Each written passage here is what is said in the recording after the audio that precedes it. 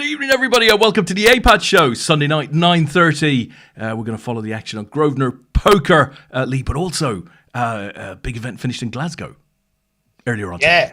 Yeah, it did. Quite an early finish, actually. I think about 7:30 it came to its conclusion. So we have winners and medalists. I'll run through it all in a little while. But yeah, we have a winner from Glasgow. Looks like another successful event. But what we should say, as you mentioned, we've got a little bit of satellite action to follow. You've got 15 minutes if you want to late reg into this. Now, this is a slightly different format to what we've run before. So this is a £5 rebuy. So you've got unlimited rebuys, and then you've got an add-on at the end. So in 15 minutes time, those players left in have got the option to add on as well. We had 8 runners in this. There's 4 of them left sat at the moment. You can jump into this.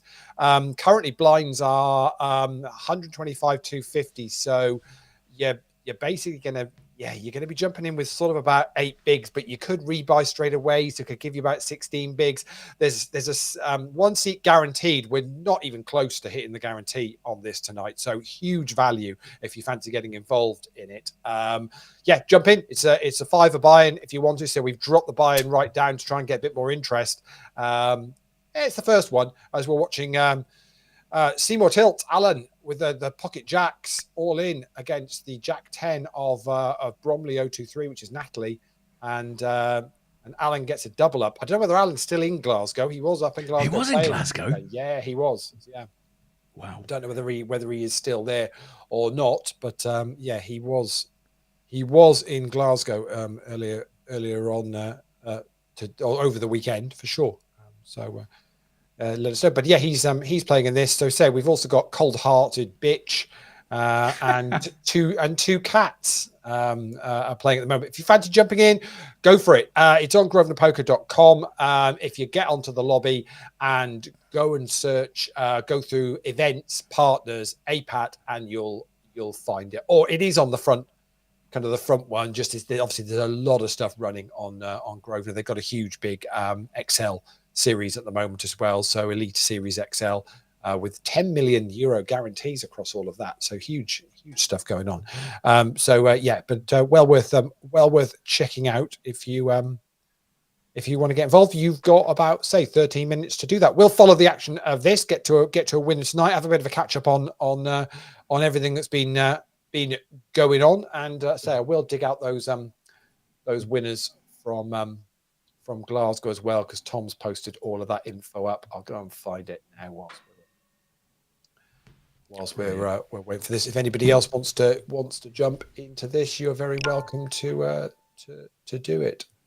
Fantastic, thank you, Leigh. And I've just posted up in the group also with a picture. There we go. So we've got our winner was Carlos Luzon, who picked up the gold medal and £3,250. Silver medal went to Simon Shannon, who picked up 2,200, and Majib Iqbal picked up 1,620 and the bronze medal. So very well done to everybody involved. Nice. Three grand up top. So it will have got pretty decent prize pool in that one, I think, with those sorts of numbers up top. So congratulations to everybody that cashed in that and made day 2. And I guess it's still playing.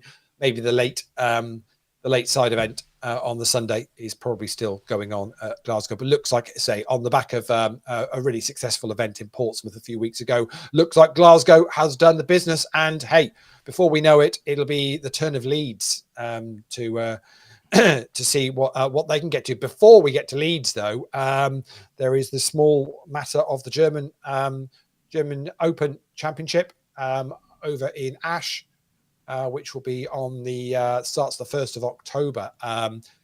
Details of that are all on the website. So if you want to go and check it out, you can head over to the website, and I put a screenshot of the schedule from the casino's website up on there, so you can see it all. It's a cracking schedule. I'll see if I can bring it.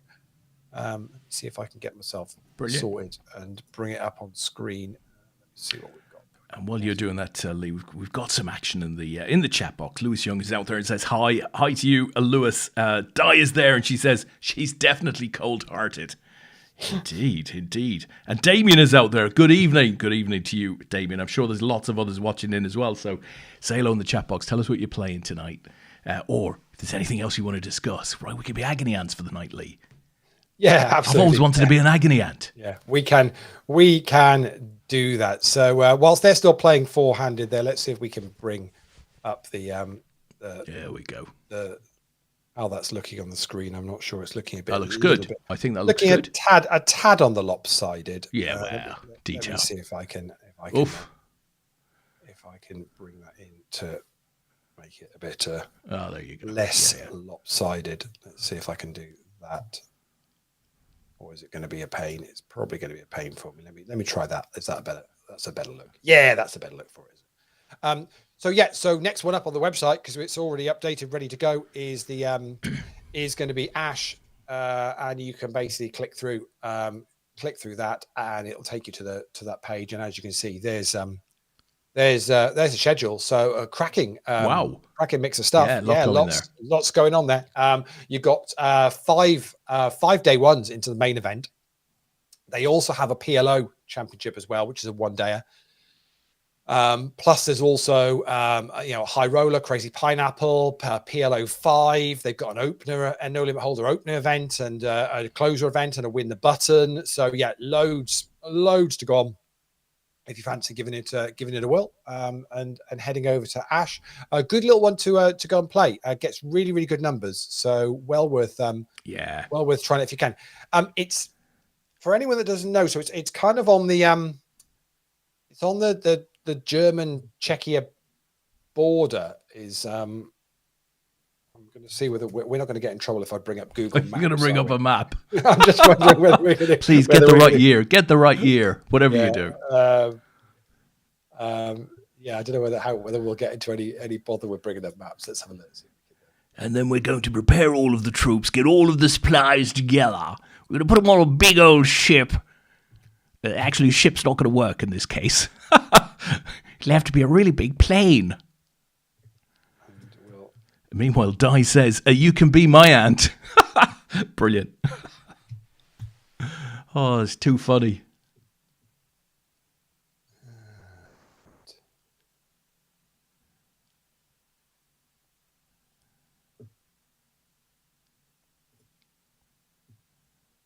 So,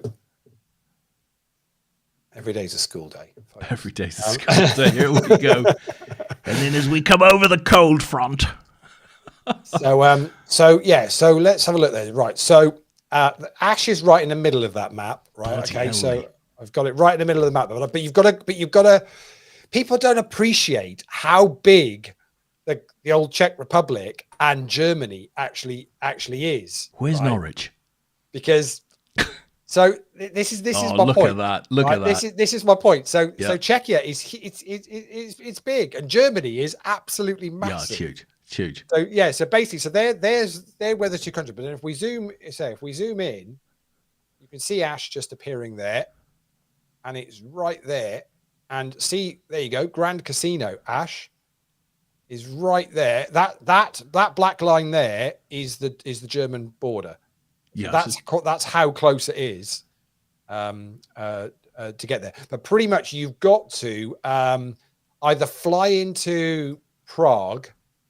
And then it's a bit of a drive, or I guess you can fly into somewhere in Germany and get there as well. But anyway, Tom always describes it as it's kind of it's in the middle of nowhere. But when you're there, it is an incredible hotbed of poker, and gets crazy numbers of runners and lots of interest. So well worth giving it a go if you fancy doing it. And I think probably, for our 20th anniversary, we may well make a trip out there in 2026 to check it out, because I think Tom went out the first couple of years that they've run events out there, and we've left them to it. But obviously, Sandra and the team do such a good job and support bringing teams over for the Worlds in Nottingham, that I think we're going to try and get out there. And because to be fair, Des, Sandro for a number of years now has been asking if we do a kind of a English live stream of their events and that kind of thing, isn't he? He has asked. I think it's coming, a few years in a row. Yeah, I think it's coming. I think it's coming. He's definitely got a plan. And I mean, we might be sat here in in our various rooms across the ocean, but we'll definitely do it. Yeah, absolutely. So well with it. So you have got 5 minutes if you want to get involved in the satellite tonight. Should say today's episode is sponsored by Huel. Des, I don't know where you are you going to be? Will you be Jamie Carragher if I'm Gary Neville? Yeah, is this how we're going to do this? Mine is by Agua. Yeah. We can do that. We don't have sponsored episodes, do we, Lee? No, we certainly we need don't. We need a few sponsored episodes. For anybody that is a regular watcher of Stick to Football, with the Overlap podcast that Neville and Carragher and Wrighty and Keane and Jill does, then they do take the mick a little bit about the Huel advertising that goes on. They've got a new clothes sponsor this year. I don't picked up on them, but what I would say, anybody who doesn't watch that or dips in or whatever, this week's episode is with Des Walker. Ex-Forest, and it's phenomenal. Really? Wow. Really, really good. Yeah, really, really good. So well worth checking that out. Some great stories from days gone by, and a really good insight actually into his processes and his thoughts. And he hardly ever trained. Another one similar to the kind of the Paul McGrath mold of hardly ever trained, but actually his whole attitude to the media from a very, very young age, would never do interviews. Didn't want to give them anything, would never do any interviews. And very much drummed into him, Brian Clough, kind of as to what, and so as and if you think about it now, you've not really heard him say much of anything. And he's quite open about that. Just the way the media were and how the media were, had the ability to get managers sacked, and talks a little bit about Graham Taylor, and that whole process, and how much Graham Taylor was so desperate to be England manager, and how pretty much the media just absolutely crucified him. And and Des Walker, I won't spoil too much of it, but Des Walker talks about when he came into the England camp, that it was a bit of a free-for-all for the media to talk to players, and they'd be sat in corridors talking to them, and they'd be sat at dinner talking to the players, and it was and Graham Taylor put a stop to all of that.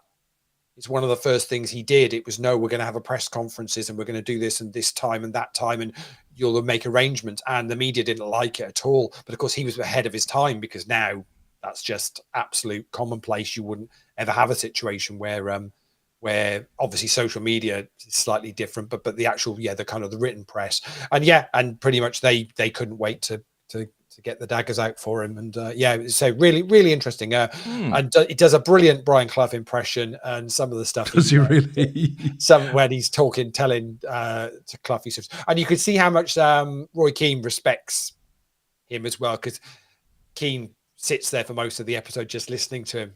Just telling the stories and talking about these. Say really, really good. And it just, as soon as he walked in, they just pretty much started chatting, and then kind of had to then start the episode. It's one of those where it's like, it's just the whole room was just completely in awe of the guy. You'll never beat Des Walker. Fantastic. Well worth checking out. If you've got some spare time, either to watch the whole thing on YouTube, or I think, as you tend to do, Des, do you not just tend to do just the audio, just stick it on as an audio? Depends exactly on kind of the right circumstances. We'll watch it on YouTube, but alternatively, quiet night, whatever, can easily just listen to the audio through the headphones. Works really, really well. One back to you, Lee. I didn't even know this existed, but I'm sure you do. There is the Overlap US, which has this is soccer or something along those lines. And they did an interview with FSG kind of co-founder Tom Werner this week. Absolutely brilliant. Just a little bit of insight into Liverpool and stuff like that. Great interview. Very well done. Yeah, no, it's they what they've got going on there is good. They've got spin-offs for rugby and cricket and Yeah. a few other bits and pieces now. So it's very good. Players, there is a break going on, but Yeah. it's Yeah. basically it's like the end of registration break kind of thing. So last chance to jump in and sort out your add-ons and everything else, I think pretty much is where we're at now at the end of level 12. So somebody did jump in. It was Alan actually, because he was already in. So who else has jumped in? Oh, Dragon Breath 666 has jumped in last minute, so has taken a bit of a chance. Welcome. And yeah, so good luck to them. And 17 bigs is in reasonable shape Well, here, Lee. it'll be a little bit less than that in a minute once we get through this break, but I'm going to guess 17 bigs means they've probably bought in, taken a rebuy and taken the add-on. Because we were up to 150,300 and it's 2,000 chips. Yeah. So would that be about right? That would be six.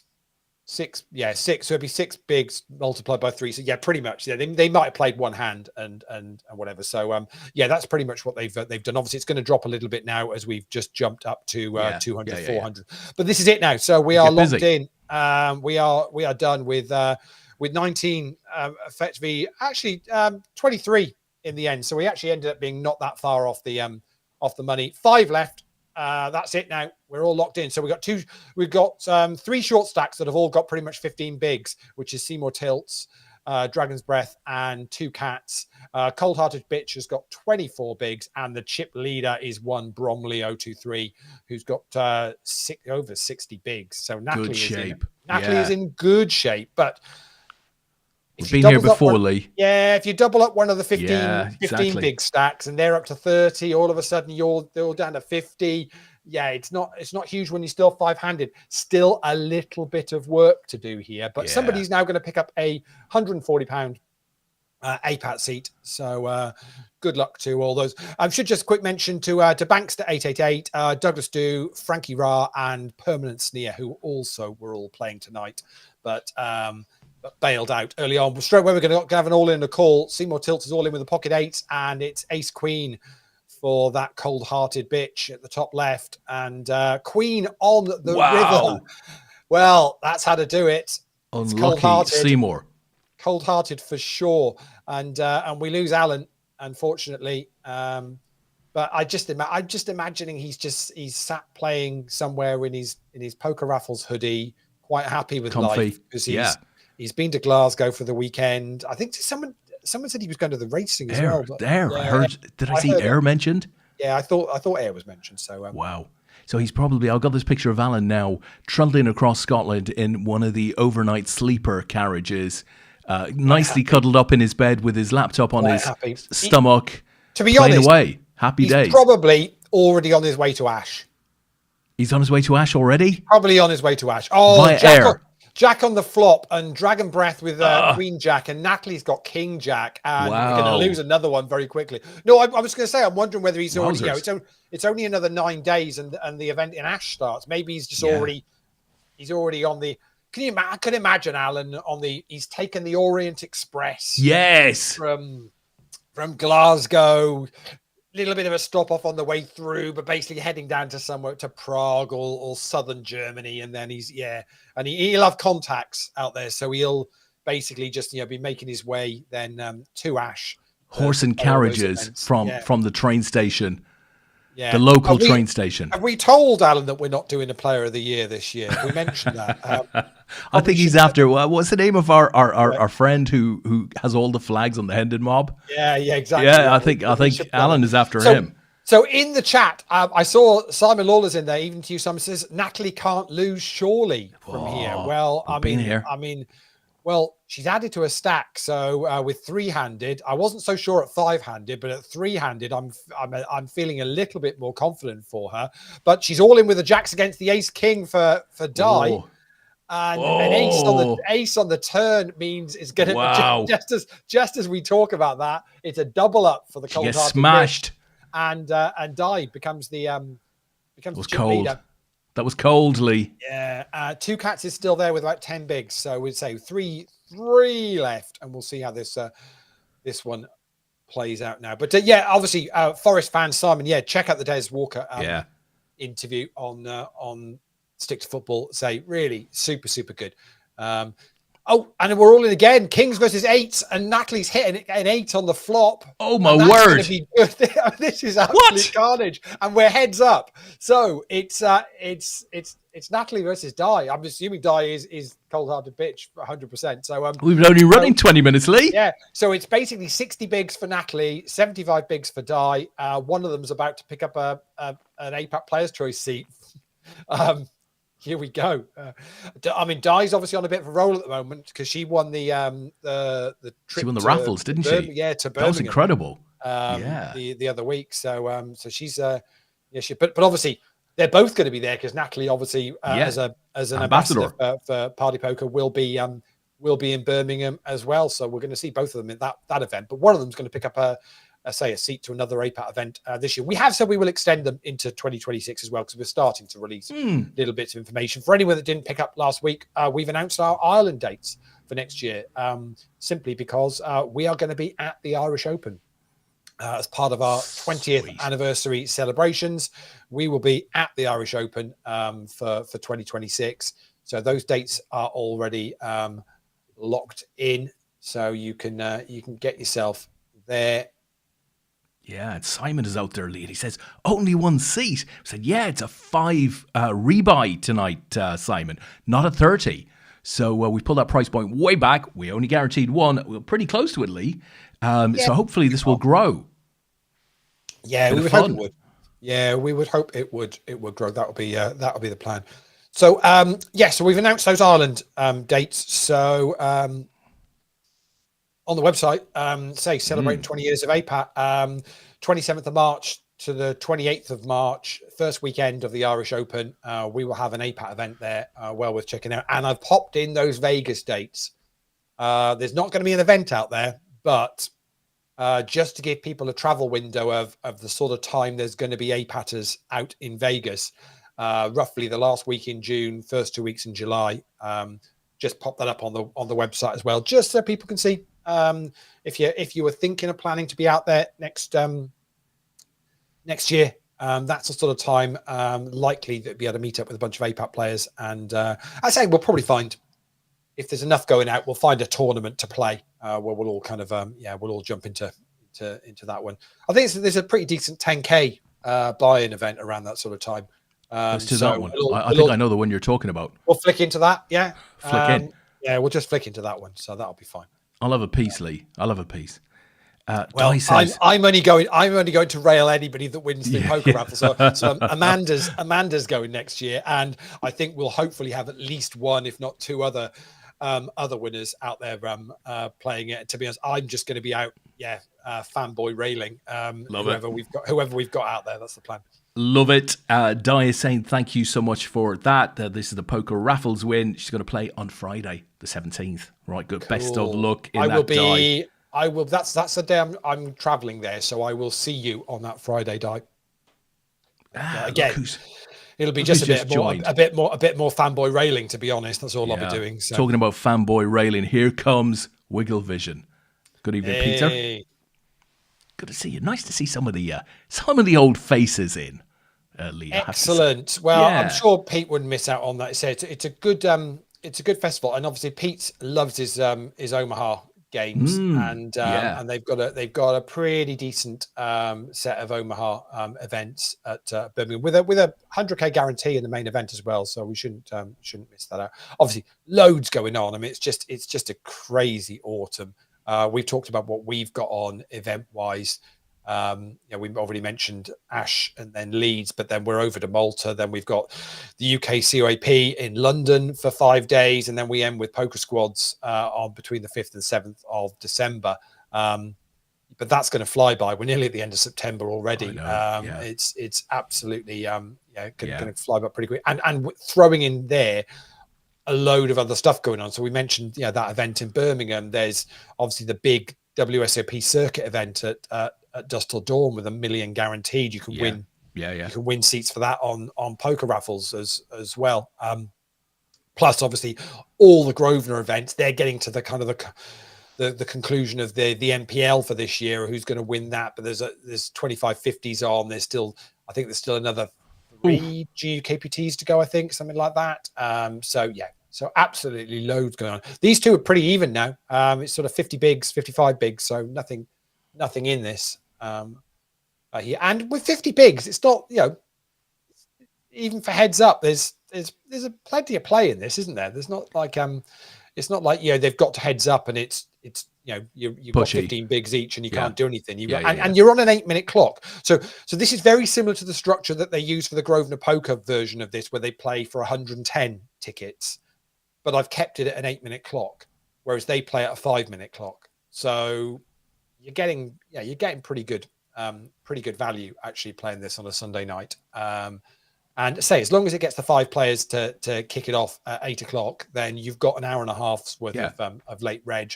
Obviously, if you can get a few more runners in it, it means, there's a little bit more play earlier on, and you're not having to maybe rebuy a couple of times or whatever. If you get unlucky. So, and I think tied in with the live stream, it should be kind of a low buy-in, fun kind of Sunday night community game. That's kind of ideally where we get to with this and the splash, and we'll cover them both going forward. But good to see a few faces back. Saw a tourney earlier on, Lee, and oh my God, the final, it went runner for the win. Last time I watched the relays at the Athletics.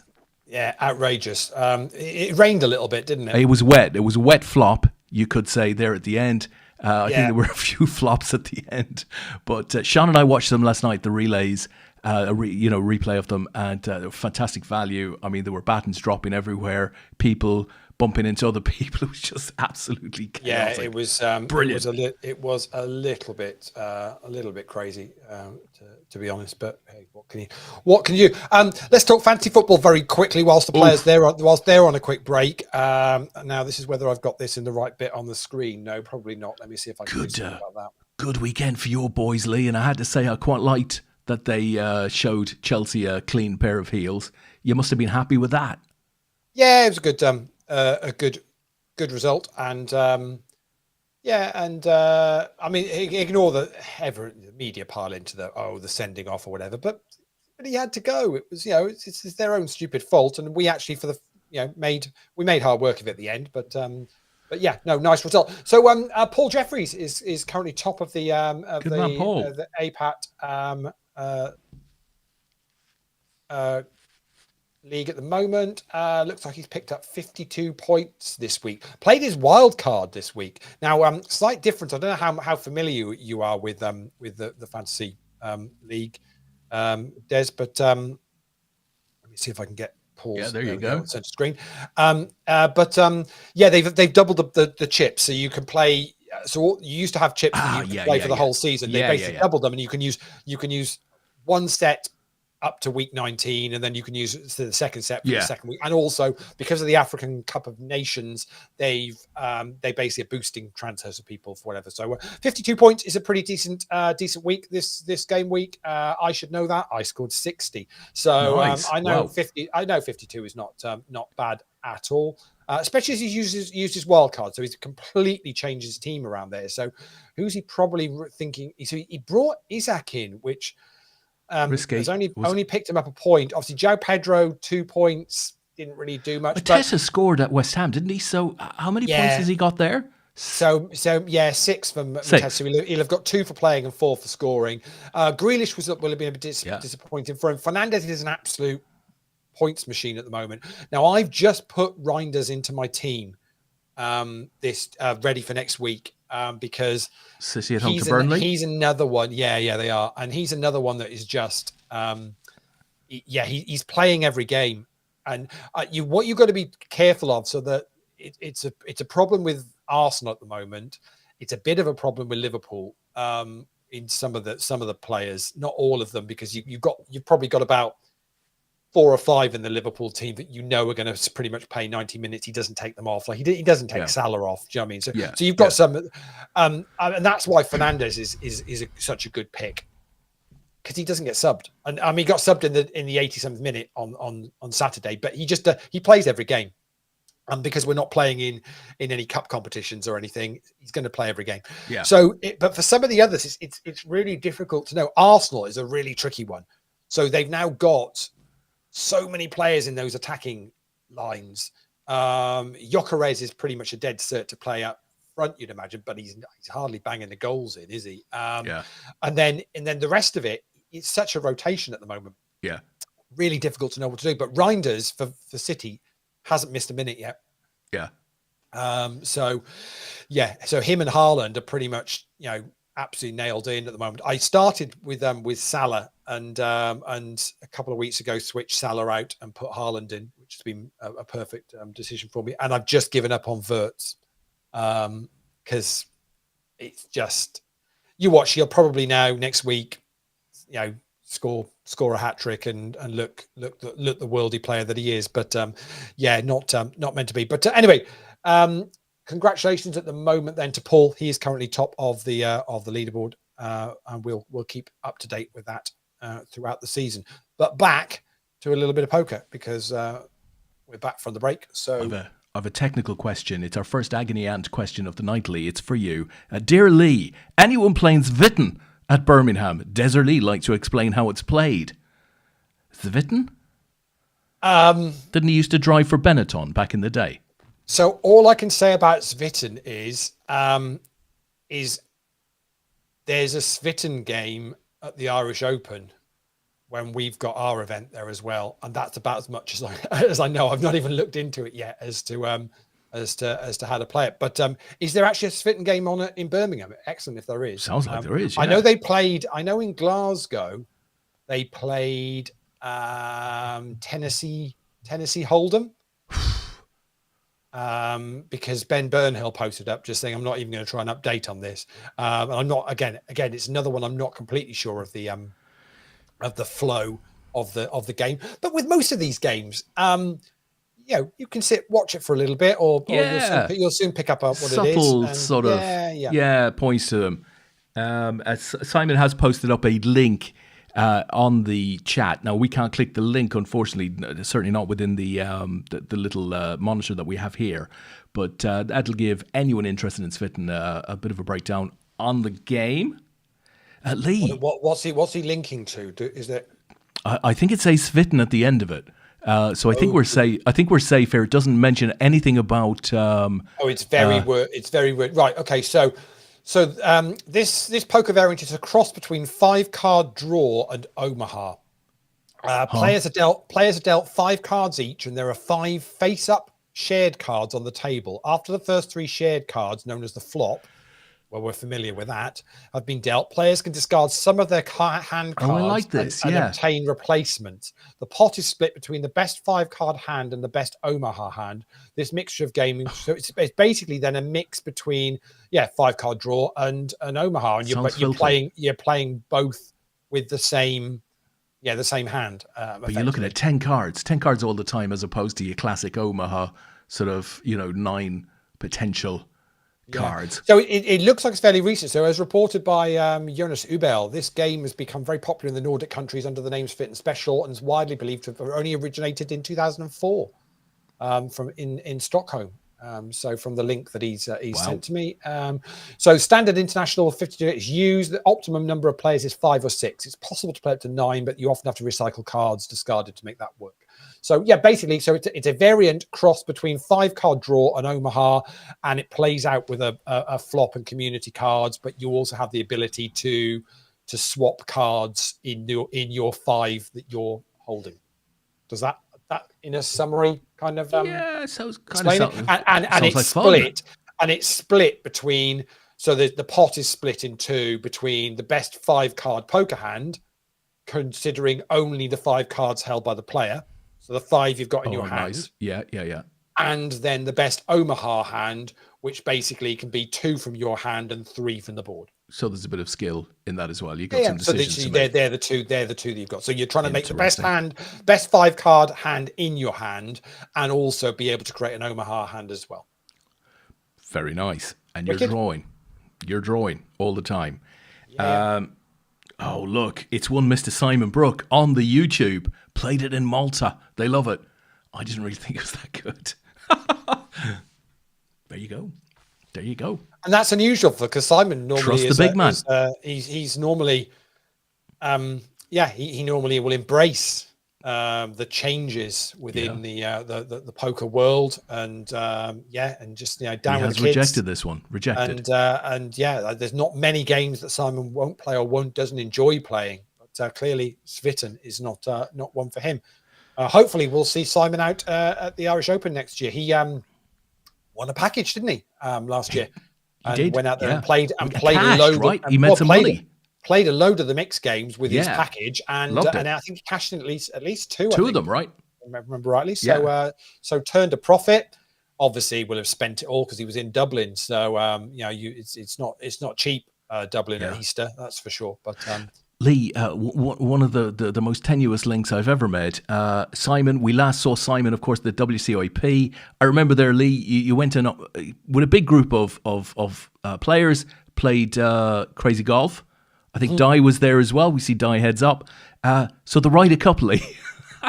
Wow. The Ryder Cup starts this week, Leigh. You actually got from mini golf in Nottingham to the Ryder Cup. Beautifully segued in. Yes, I did. Nicely done. I did. Thank you. I'm super excited, but it seems like it's been a fairly low key run up to it. I haven't read that much about it. Certainly me personally, but once that thing starts, I think what you've got is a situation whereby, my understanding is the Americans are very strong favourites for it, and it's been a while since an away team has done the business, so to speak. So I guess there's been a certain element of from the media in over this way. It's obviously the Ryder Cup. Everyone gets excited about it, but there's not a huge amount of hype because there's not a lot to hype. Expectations are low, but often that is when Europe are at their best, and when the thing gets kind of. But Des, it's been a long time since a travelling team have won the Ryder Cup for either side. It's been a good while now. It's pretty much been a home, and I think that's because they've also got very savvy now at picking courses to suit the pool of players they've got and everything else. So it's become a little, but obviously that still doesn't take away from the I suppose the magnitude of that event. Obviously the American fan base will absolutely brutalize the European players for an entire weekend. I mean, you've got that coming. Be superb. No end. But yeah, it's great to watch. It's a good spectacle. And it's always nice over a weekend. Lots going on. Football season back, obviously, as well, now in full swing for a few weeks or whatever. So, talking about the football season, see, they've finally made a good decision for next season. I don't know whether you've heard about this. They're bringing together the first two international breaks into one. No, I hadn't heard that. Yeah. So what? How long will that break be for? 3 weeks? So they'll make it an extra week. So obviously, normally it's it's two lots of 2 weeks, but basically it'll become a 3-week break. But it basically means they'll free up 1 weekend. That's the FIFA have announced that. So they're just going to bring them all in. So basically each team will effectively play 4 games in a 3-week window. So, to be honest, that makes so much more sense. It's such it's a ridiculous situation. If I had my way, I'd pretty much just do that for all 3 international breaks in the autumn and just bring them all together. But obviously they're not going to, they're not going to do that. But they've made what I think is a good decision. So of course we haven't heard yet whether FIFA plan to launch a 48 team tournament in the week that has been saved there. To add an extra 5 billion to the coffers. Well, I mean, we've just beaten the world club champions, so I mean that technically makes us world champions, I think, for a little while. So we'll have a bit of that. No problem whatsoever. Ridiculous weather though. Did you watch any of the game yesterday? I saw some of the highlights. So yeah, I saw a bit of Match of the Day last night. So in the afternoon, the Burnley game the weather was atrocious. The Blackburn game I think it ended up getting postponed in the end.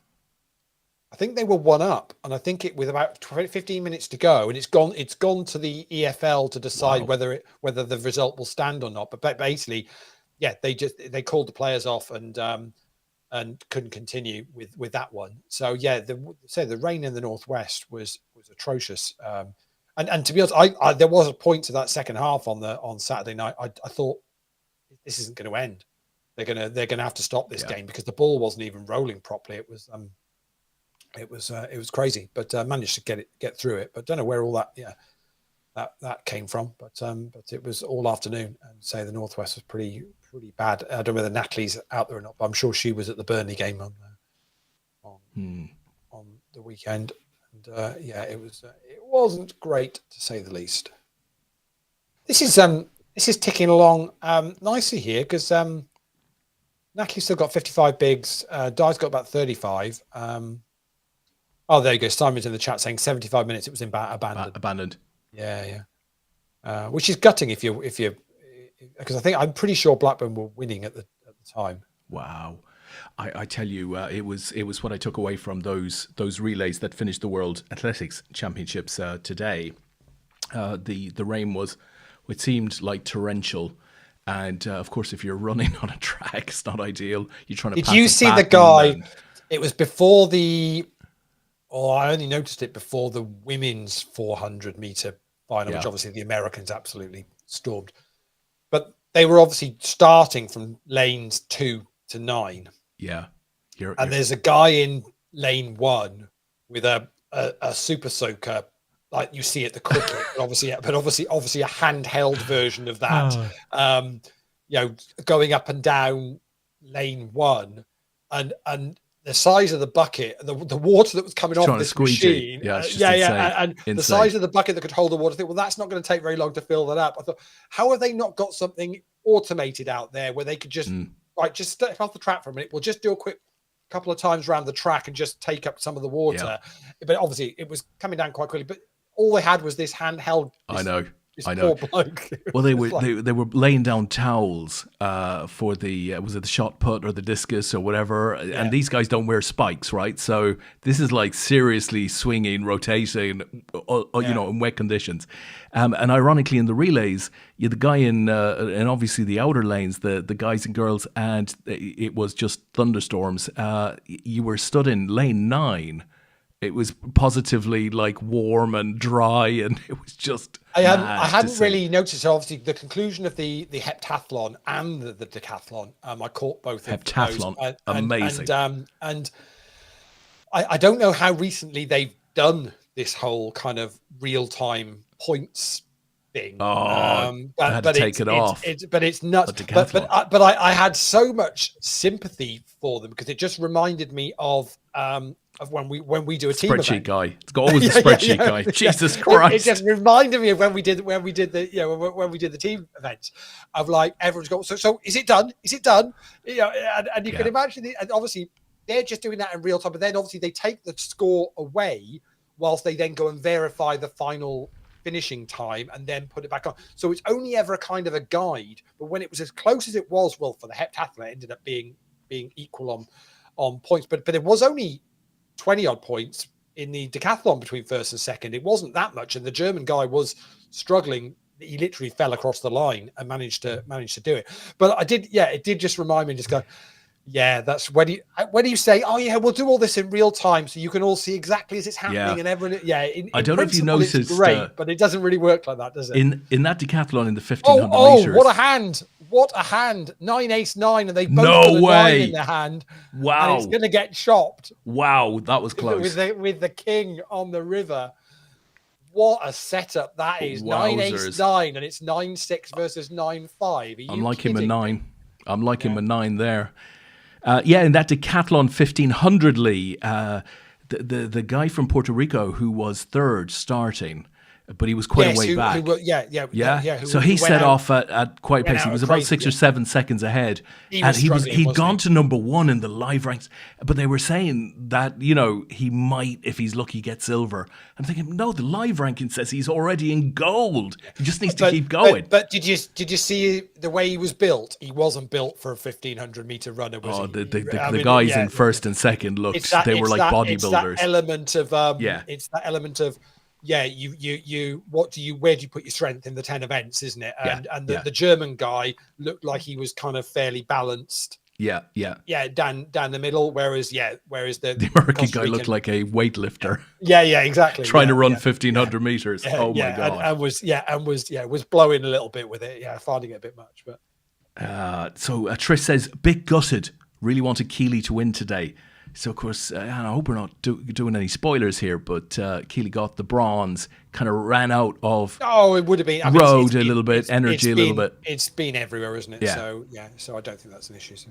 Hell of a race, though. Hell of a race.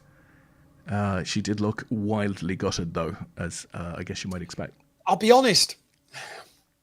We put a lot of investment in GB Athletics, and we don't really get as much of a return as you probably would hope we would, or maybe it's just it's reminiscing back to the good old days. Maybe it's just the fact that everybody's so much more competitive these days, and it's so much harder to win these things, and therefore maybe we should be more appreciative of when somebody does win a gold in a World Championships or an Olympics. Actually, we should be far more appreciative of it, because actually they don't come around as often as you think. But in my head, I always think, we used to always win 3 or 4 golds and whatever. But I don't know. Maybe we don't. Do you know, Lee? It's not only a British thing. This you look at the front page of the medals leaderboard. There's no China, although they're in a lot of events. There's no Australia. They're in a lot of events. Yeah. Obviously, there was no Russia there. US dominates. You'd always expect the home nation to do reasonably well. But it was a little underwhelming. But if you kind of look at some of the countries that are up there, like, for example, in some of those relays, the sprints today, you had Germany winning medals. You had Ghana highly fancied in some of the men's relays. Where are they coming from? Who won the men's? Was it the men's 4x400? Yeah, Ghana finished fourth, but they had the fastest time in the semi-finals. So they were really kind of fancied. South Africa were very strong. There was lots of non-typical countries competing at super level. It was really exciting to see. I thought somebody won the 4x400 that was was very unexpected. Botswana, I think you're talking about, but I think they were reasonably well. Oh, no, but what I'm talking about in a if you didn't follow, if you heard that they Botswana had won the 4x400, absolutely. What? But they have Tobago, the 200 Olympics champion, and they've got a couple of good runners there. But it's kind of nice to see some of these countries who are always on the, always have been on the periphery, beginning to, get some of that spotlight. Yeah, but say the double medal today. So it's and to say I think it's just a case you've got to be, maybe again you think back to, it's not that long ago, obviously the London Olympics, and it was such a medal after medal and everything else. It felt such a good thing, but actually maybe be a bit more appreciative that those things don't come around that often. Indeed, they don't. They really don't. Indeed, they don't. Ireland had a great silver medal in the heptathlon, and she looks like a real prospect, Katie O'Connor. And very pleasingly, with a young lad who's still at uni, who finished 4th in the 800, and he looks like a hell of a prospect. He ran, I want to say 1:42.1. It's an incredible time. Irish record. He ran an Irish record the previous day in the semis. So, when you come from a country where you've only got 1 or 2 that are in and around it, it's fantastic just to kind of see them on the big stage. Yeah, no, it is good. But I say athletics is just, I don't even really kind of pay attention to it when the Olympics comes around every 4 years. I guess that's probably the same for quite a lot of people. Yeah. When it's World Championships or Diamond League and that kind of thing. I'm not really. Yeah. interest. I don't feel it's that exciting or interesting a spectacle. And this is the problem: is you're competing against other sports that have got a lot more kind of going for them from a spectator sport, I guess. And it's entertainment, isn't it? So you've got to find they've got to find a way to try and make it a bit more interesting to get people to want to watch. It's like I see the snooker are doing the kind of the Home Nations thing again, of trying to so it's just trying to get people interested in watching it, something a little bit different, a slightly different format. But that's no different than what we do with the poker, isn't it? It's you try and find a different format, something a little bit interesting to get involved with. Speaking of different formats, we're obviously creeping round to poker squads. So, and I know a few people have been putting out kind of a how, when, and why, and it's on Tom's list to pop that out. It'll be super popular again this year. So if you fancy getting involved in squads at the beginning of December, it will be applications required, and pretty much confirming that you're definitely going to rock up, because we will sell out for that one again. This is super tight, and they say it's 35 bigs between the two of them, and neither want to give this up. It's quite exciting, quite a good heads up to watch, actually, Des.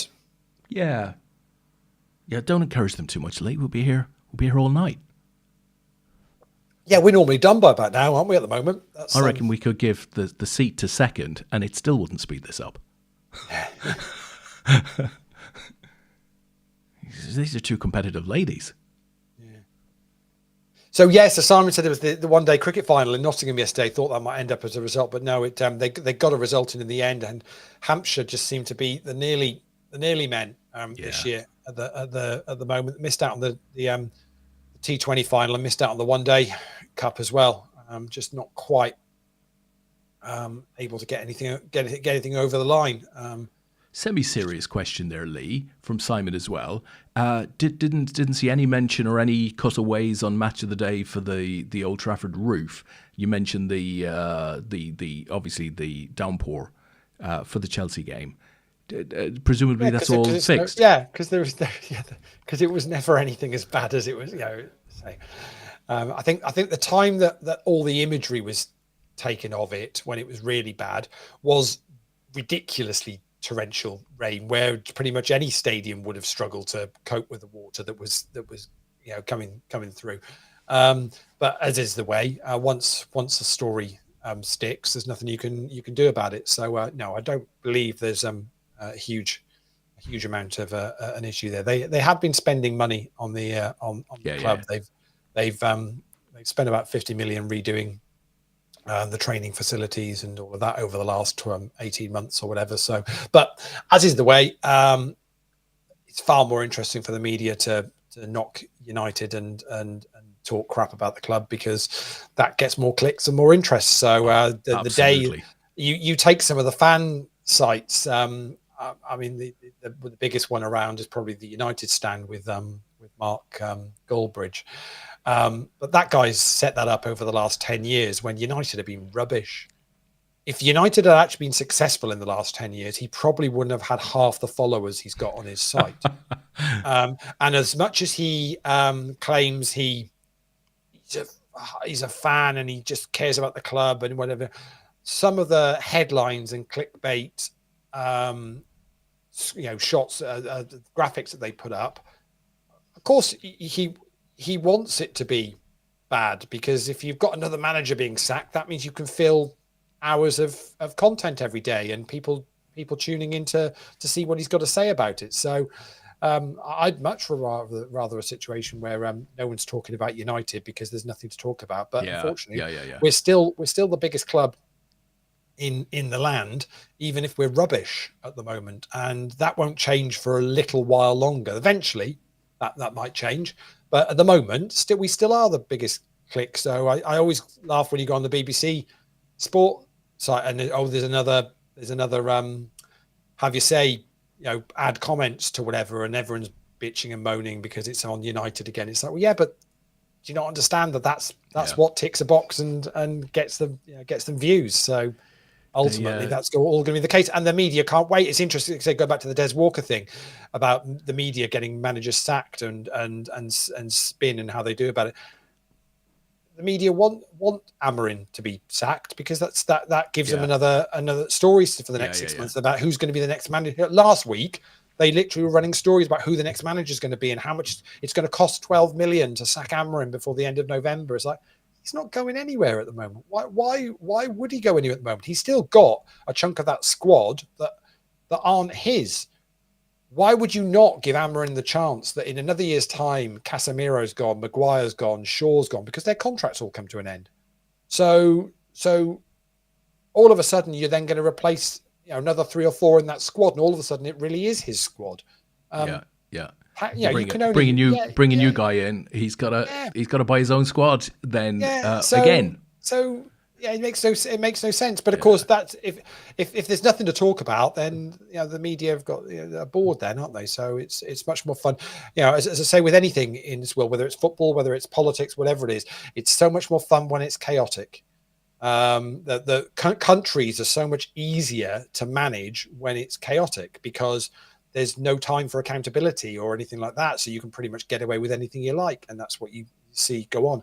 There's a lot of people out there that lead countries at the moment, which do it in chaos, and they choose to do it in chaos because actually far fewer questions are asked. You can hide in chaos. Yeah, exactly. So who wants it to be all sweetness and light? Because if everything's all good, well, people have got time to then go, why is that not happening? Or why is that not happening? But when it's all a bit crazy, everyone just puts up with it because they think them and us. Case. Yeah, absolutely. We're starting to get down to that point now. They're down to around 20, 25 bigs. So we are getting to that point. Wow. The nut flush for Di. I mean, she's now got 37 bigs and Natalie's got 15. So we are getting to that point now, Des, where at some point there's going to be a line drawn and it's going to be, you shall not pass. My chips are going in the middle. We're going to be, we're not going to be too far from that, I think. At 15 bigs for Natalie, how low can she afford to let this go without just getting those chips in the middle? Because it's a 2-1 chip lead now. The minute it becomes 4-1, 5-1. Wow, look at that. Identical hands. Just flipped suits. They say online's not fixed. Wrigley, hold on. Let me get to the lever here. Yeah, pull the lever. Come on. We've got things to do, honestly. We've done enough. We've covered football. I've ticked the politics box. We're done. We're done for tonight. We're all sorted. Not a problem. What I should say, whilst we're waiting for this one, how have they both got King 9 this time? Sorry, that's ridiculous. Is what I should say is a little bit quiet on the APAT draw this week on raffles. Really? So if you want to get involved in it, get yourself over. Normally it's kind of sold out by sort of now or first thing in the morning, but quite a few tickets available still for this week. So if you fancy getting involved in that and getting yourself to Leeds, or you can use it for London, or you can use it as your squad's entry, or if you're going out to Malta and you want to use it as seat credit for over in Malta, you can do that as well. Do head over to raffles and get involved in the poker. I can't remember the last time we didn't sell out on an APAT draw in a given week. But then I see that, Lee, a long time going. Just looking at the old schedule, of course, we don't have another draw on with it. So people pile into that. Yeah, so it is on its own. But it's still got 118 tickets left. So it will draw. Will draw. As Natalie picks up that one with the ace-9, that is good enough. That makes them back evens again. Both got 25 bigs. Wow. Now, but if you want to get involved, in that one, say 118 tickets left on that.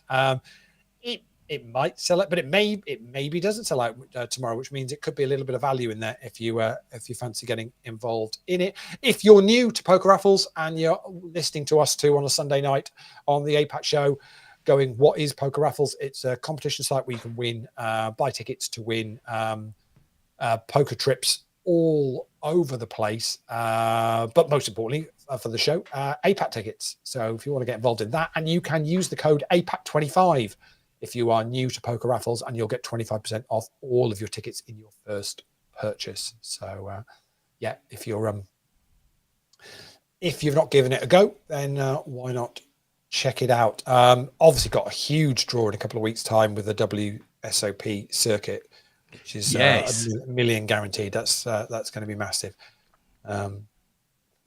And again, I'm not sure that's quite well. We've sold about 20% of the tickets. We'll see what happens. A couple of weeks to go on that, so we'll see what happens. I see D2D posting out on that today. Get into this tournament either directly through D2D Cash Desk or through GG Poker online or through Poker Raffles. Nice to see, Lee. Always nice to see. Yeah, absolutely. For £1. You can't go wrong with it. So, Dive in the chat says, how about 2 seats and we leave now? We're already having to cover an overlay as it is. I'm not sure whether we can't afford a second. Des has got to feed the children this week. Got to feed the kids. Yeah, it's not easy. There's kids everywhere. It's just not cheap. Yeah, no, they keep knocking at the door, asking for food. Bowls. Yeah. Please, my mistake was making those bowls small enough to fit through the letterbox. That was the mistake. Please, sir, can I have some more? And honestly, you don't want to hear Des's response. It's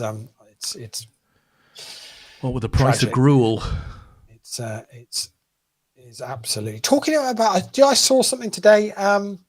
So, friend of the show, Dan Williams, he's in a play. I saw something about that with his daughter, right? Yeah, Frankenstein. So somewhere up near where Dan is, which will be sort of West Country way. He's in it. He's treading the whatever they call it. Good luck to him. In that. But, or is it break a leg? Is that break a leg? Yeah, you say break a leg. I probably just. I'm sure if we say some Shakespeare play that we're not supposed to say as well, we'll probably absolutely kill it. It'll be done. Back to the 2-1 chip lead now, though, for Di. She is. Let's see whether this time she can see this one through. Or is it just frozen? Oh, no, it was just waiting for Natalie to raise it up. They're not hanging about, though. We're seeing quite a lot of flops and a lot of action. And Di's all in on that one and gets that through. So now the case really just applying the pressure now. It's now a 3-1 chip lead. This is how quickly it's going to happen. But they've been playing heads up for, about half an hour? Yeah, it's been a really great heads up. Yeah. Nobody's just jamming it in, which, frankly, is my game. Yeah. So Simon's mentions boards. You are quite right, treading the boards. Any more raffles for Party Poker Tour, guys? Yes, there's another one. There's another one which you can use for any leg, but to be honest, Birmingham seems to be the main focus at the moment. That is on the site at the moment. We're doing another draw in 8 days' time. So week tomorrow, we'll be doing another draw for that. So that's that. Oh, whether that'll set up. Oh, here we go, Lee. Oh, it's Jack 9 is going to be good enough for Di, and that's going to be that. And Di adds to her Party Poker raffles win with a APAT Players' Choice win. Unlucky to Natalie, was chip leader. Great heads up. Yeah, Natalie was chip leader for a long time on that one from early on in the tournament, actually. But Di takes the win. Congratulations to you. Well done, Di. You picked yourself up an APAT Players' Choice seat for 2025 or 2026. Use it for whatever you want to. So Simon says, cool, off to buy in then. Yeah. So Party Poker Tour that draw is a week tomorrow. So it's a quick one. We've only put it on for a couple of weeks. So, but obviously it's a decent event in Birmingham with 100K guaranteed. So we'll see. We'll see how that one goes. But yeah, if you want to get tickets for that, say all the tickets for all of the sites. We've also put another Malta one up on the site as well. So if you, after doing our triple draw the other week that sold out, we put another Malta poker draw up, so you can get yourself over to Malta and play the grand event over there as well if you want to. So Di says thanks. She's off on to Grindr. I'm not sure that's the sort of site she should be on, to be honest. But, shouldn't be on Grindr, Lee. No, doesn't make probably not. Well, maybe. I mean, maybe it works for her. Who knows? Not a problem. So there we go then. So that's Satellite. So we're going to say this, how we're going to fix these now for the next few Sundays at least is going to be £5 rebuys, 8:00 start. And as I say, good fun and all wrapped up by sort of 10:30, which is how I would expect it to be most weeks, even with a few more runners. But get involved with it next week if you want to. We will be back next week because I don't think we've got anything else on. Oh, but we will have next week some online news for you guys regarding the online worlds and some online championship events for the autumn. So this time next week, we should be releasing all of those dates for you for the autumn with some nice added value on top as well. So we'll let you know about that next week. Fantastic. Love that, Leigh. Thank you. So, folks, we are going to call it a night there. Thank you for joining us. Thank you for playing. Have a great week. If you're around tomorrow evening, do join us for the APAT draw on poker raffles. Other than that, next Sunday night, right, same time, same event. Let's do it. Let's make this a big one. Let's make it fun. Thanks, everyone, and have a great week. Cheers.